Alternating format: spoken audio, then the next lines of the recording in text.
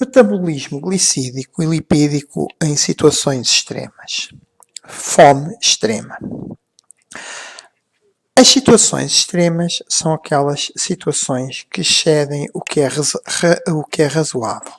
São normalmente situações extraordinárias e já vimos o exercício físico, as situações de hipotermia e de lesões extensas.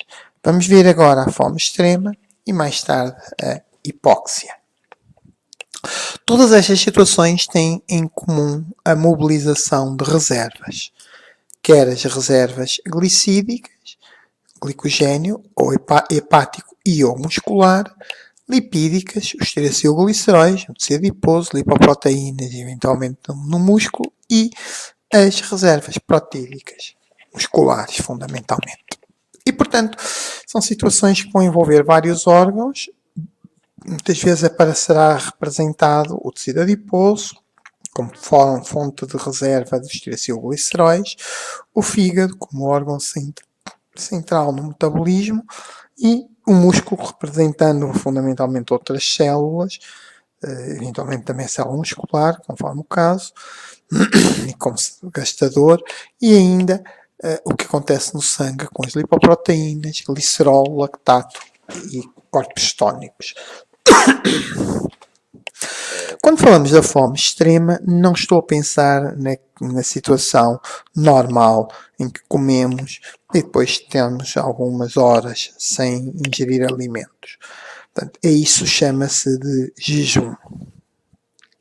E numa primeira fase, esta fome extrema é semelhante ao jejum. Ou seja, quando vai baixando após a ingestão de alimentos, em que há o aumento da glicose no sangue, sucede-se uma baixa de glicemia, até aos valores considerados valores de jejum, e estes valores são mantidos fundamentalmente pelo fígado, que vai mobilizar o seu glicogênio e vai aumentar a gliconeogênese, síntese de compostos glicídicos a partir de outras substâncias que não são glicídicas, mantendo assim os níveis de glicose no sangue ao longo do tempo. Também há um aumento da lipólise, mobilização dos ácidos gordos armazenados sob a forma de triacilgliceróis no tecido adiposo e a síntese de ácidos gordos. Por norma, as reservas do glicogênio hepático chegam para cerca de 24 horas, altura a partir da qual a gliconeogênese começa a ter maior importância. Assim, à medida que se prolongam o tempo de jejum, ou sem ingestão de alimentos, começamos a haver um aumento da gliconeogênese, como referi, e este aumento da gliconeogênese ocorre porque a relação insulina-glicagina vai aumentando, glicagina-insulina vai aumentando, portanto há uma maior ativação das vias de produção de glicose, no caso do fígado, portanto a ausência de insulina e a presença da glicagina aumentam a gliconeogênese e a glicogenólise, portanto quebra do glicogênio, e também porque há um aumento de um dos substratos para a gliconeogênese, que é o glicerol, uma vez que esta diminuição da insulina ou a ausência de insulina vai levar a que não entre a glicose para dentro do tecido adiposo, diminua a síntese de triacilgliceróis e aumenta a sua lipólise e, portanto, vai aumentar o fornecimento de glicerol. Também nesta fase vai aumentar a proteólise muscular, aumentando a circulação de aminoácidos, especialmente a alanina e a glutamina. No entanto, esta proteólise pode ser importante numa primeira fase, mas é um processo que pode ser prejudicial porque vai levar à perda de massa muscular. Assim, como podemos ver aqui assim, ao longo do tempo, e considerando aqui genericamente 40 dias sem ingestão de alimentos, por muito estranho que pareça, é possível estar cerca de 40 dias sem ingestão de alimentos no indivíduo normal, não seja extremamente magro, sem que seja um processo irreversível. E aqui está, numa primeira fase, vai haver uma diminuição da glicose para níveis próximos daquilo que é o jejum. Portanto, a partir daqui, neste caso corresponde ao esgotamento da glicose exógena, não é? A que veio da ingestão de alimentos, e portanto quem vai manter a glicemia numa fase inicial, como foi referido, é o glicogênio. Nesta situação, a situação 1 e 2, praticamente todas, na situação 1, praticamente todas as células estão a utilizar glicose. Aqui começou a diminuir a insulina e, portanto, a maior parte das células começam a não usar, e fundamentalmente as primeiras, o músculo e o tecido adiposo vão começar a deixar de utilizar, e nesta fase o cérebro ainda está fortemente dependente da glicose.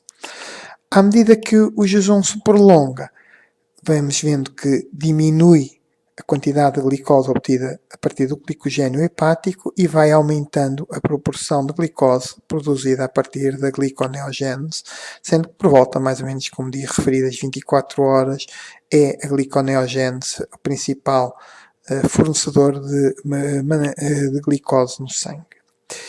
Esta é uma fase 3, em que aqui praticamente o músculo e o tecido adiposo já não utilizam glicose, ou quase não utilizam, e depois, à medida que o jejum se prolonga, entramos na chamada fase 4, que é uma fase que se caracteriza pela início da utilização do corpos cetónicos por parte do cérebro, o que permite diminuir um pouco os níveis de glicose no sangue, porque a partir desta altura praticamente só as células, os eritrócitos e as células da medula renal é que irão utilizar a glicose.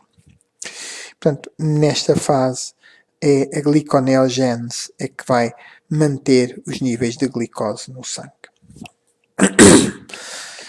Assim, olhando aqui para uma tabela, verificamos que entre o 30º e o 40º dia, o cérebro vai deixando de utilizar a glicose para obter a energia fundamentalmente a partir dos corpos cetónicos, o que permite poupar glicose.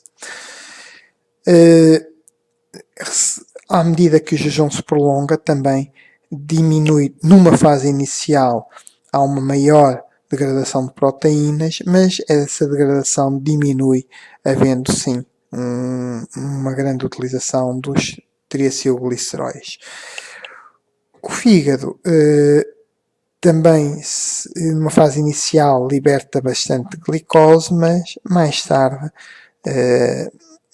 vai libertar menos glicose, como víamos ali naquele gráfico anterior. Assim, temos a chamada fase de adaptação, que vai de cerca dos 3 dias até às 3 semanas, em que a glicemia vai descendo gradualmente. Atenção, temos sempre glicose no sangue, não é como às vezes se tende a dizer que deixou de haver glicose. Não, não deixa, a glicose não deixa de existir, existe sempre. A insulina vai diminuindo cada vez mais e vai havendo um aumento da glicagina ou glucagão. A leptina também desce e desce também a produção da hormona T3 por parte da tiroide. As catecolaminas vão aumentando e tudo isto vai ajudar a aumentar a concentração dos ácidos gordos no plasma, porque há uma maior mobilização, quer pela diminuição da insulina, quer pelo aumento das catecolaminas, e vai levando a um aumento da concentração de ácidos gordos no sangue, e vai começar a haver um aumento da produção de corpos cetónicos. Como referi, os músculos vão praticamente deixando de utilizar a glicose. Assim, nesta fase, vamos ter uma grande mobilização de triacilgliceróis no tecido adiposo, com a libertação de glicerol e de ácidos gordos para o sangue. Este glicerol começa a ser a fonte predominante para a síntese de glicose.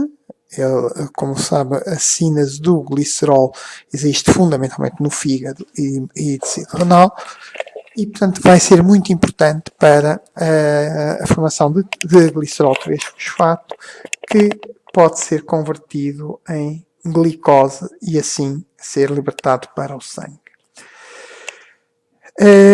Também o glicogênio, que inicialmente era mais importante, mas à medida que o jejum se prolonga vai diminuindo.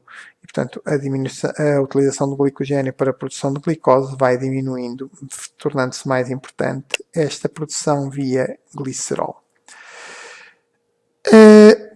Há também estes ácidos gordos que chegam em grande concentração e que vão aumentando a sua concentração, vão sendo fundamentalmente metabolizados pelo fígado, que juntamente com o glicerol formam triacilgliceróis e disponibilizam-nos em lipoproteínas, mas sendo o fígado um grande utilizador de ácidos gordos, vai fazer a beta-oxidação com grande produção de acetil coenzima A, e também, como já vimos na beta-oxidação, para além da acetilcoenzima A, formam-se NADH e FADH2, que são encaminhados para a cadeia transportadora de eletrões ou fosforilação oxidativa.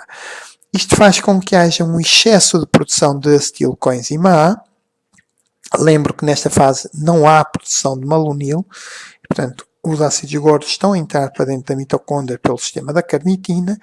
Este excesso de acetilcoenzima A tem um efeito importante, que é desviar o piruvato para o oxaloacetato, porque inibe a desidrogénase do piruvato e ativa a carboxilase do piruvato, permitindo assim que o piruvato seja conduzido ao oxaloacetato e depois desviado para a síntese de glicose. E para além disso, como há o excesso de acetilcoenzima A, começa a haver uma produção de corpos cetónicos que funcionam como um novo substrato para a utilização pelas células. Assim, nas restantes células, exemplificando aqui a questão do músculo, poderá haver, e caso no músculo há a degradação de proteínas com produção de aminoácidos, que serão libertados e disponibilizados, alguns deles, porque são glicogénicos, serão utilizados pelo fígado para a produção de glicose, e as células, como disse, no caso do músculo e tecido adiposo, começam a deixar de usar a glicose e vão depender fundamentalmente dos ácidos gordos que vêm ou da circulação, os que foram libertados pelos adipócitos, ou por ação da lipase, lipoproteínas, que leva ao aparecimento de ácidos gordos que serão utilizados para a formação de energia. E, portanto, a principal fonte de energia nas células serão, neste caso, os ácidos gordos. O glicerol, que estava nos triacilgliceróis VLDL, vão também para o sangue e juntam-se ao que veio do tecido adiposo como substrato para a gliconeogênese. Se houver produção de lactato, ele será fundamentalmente captado pelo fígado, eventualmente por outros tecidos, no caso de outros tecidos para obtenção de energia, no fígado para a formação de glicose, preferencialmente. Ora, esta mobilização de proteínas a nível muscular, como eu já referi, pode ser perigoso, porque vai comprometer, se não houver alimento, se pensarmos do que acontecia historicamente, ou o que acontece muitas vezes nessas situações, é que depois o homem precisa de procurar alimentos, e para isso precisa de músculos, vai eventualmente precisar de lutar ou de fazer força. E, portanto, é muito importante aqui haver a poupança de proteínas para permitir a procura do alimento. E a poupança de proteínas, que aparece nesta fase, resulta de fundamentalmente três aspectos. O primeiro é o aumento dos corpos cetónicos. O aumento dos corpos cetónicos, por um lado, reprime a degradação de proteínas. Por outro, e como já referimos, ao fim de algum tempo, o cérebro começa a utilizar corpos cetónicos e, portanto, deixa de ser necessária tanta glicose, porque há menos, se permite uma expressão, há menos um tecido a utilizá-la. Para além disso, com o aumento da lipólise, há cada vez maior disponibilidade de glicerol e, portanto, não é necessário mobilizar as proteínas para a síntese de glicose e para manter a glicemia. E ainda, um terceiro efeito é que a hormona tiroideia, a T3, vai diminuindo e com isto a taxa metabólica vai baixando e, portanto, as necessidades globais do organismo são menores. Por fim, temos a fase final. Se não houver ingestão de alimentos, se houver ingestão de alimentos, o organismo começa a recuperar, começa a repor as reservas e portanto, podemos ter uma regressão, uma situação normal.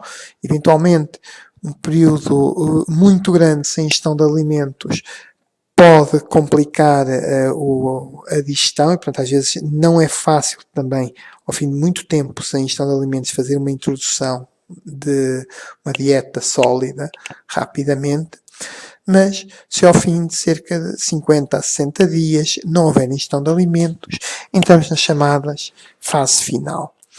Esta fase final corresponde, no fundo, ao esgotamento das reservas do tecido adiposo, o que vai aumentar a mobilização das proteínas, levando a uma fraqueza geral, incluindo os músculos respiratórios, o que leva à morte.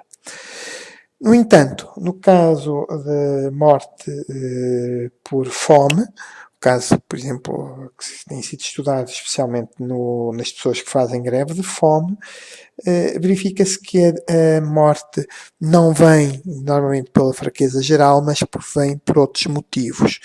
É que quando começa a haver uma maior mobilização de proteínas, vamos ter também um aumento, uma diminuição da resistência, portanto, muitas vezes a morte vem por infecções e por sepsia. Também começa a haver, ao haver a mobilização de proteínas, há perdas hídricas, portanto, temos desidratação.